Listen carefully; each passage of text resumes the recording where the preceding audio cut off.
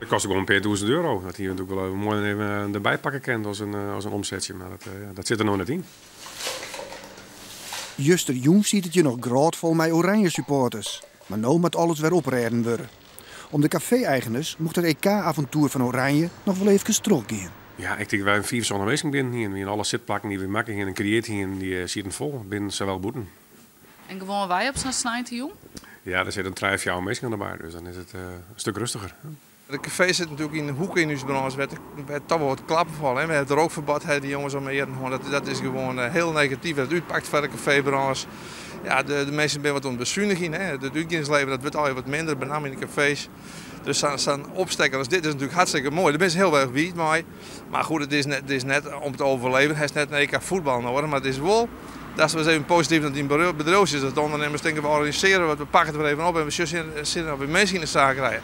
Zo had Café Scooters in Drachten naar je televisieschermen aangeschaft. Een investering van 4.000 euro die hem nog net uitbetalen had. Wij doen eigenlijk een paar videoclips op het scherm. En, dus dat kun je strikt verbroeken. En we zorgen ook zitten zeg, met de Tour de France en Lieve Spelen. En dan in de winterperiode doe ik het voetbal op televisie. Hè. Dus, er zit een paar dingen achter de decoders in het wurg. Dus dit trek ik ook wel dates mee pakken kennen. Dus het is wel een soort investering is wel goed. We hebben hier in Lauweren wat meer met het voetbal voorzien wilt.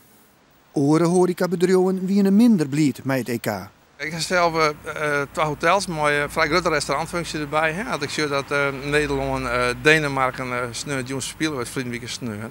Nou, dan doe ik per bedrijf meer dan 100 liters minder dan een normale sneeuwtje. Dus dat is voor u gewoon scheren passen.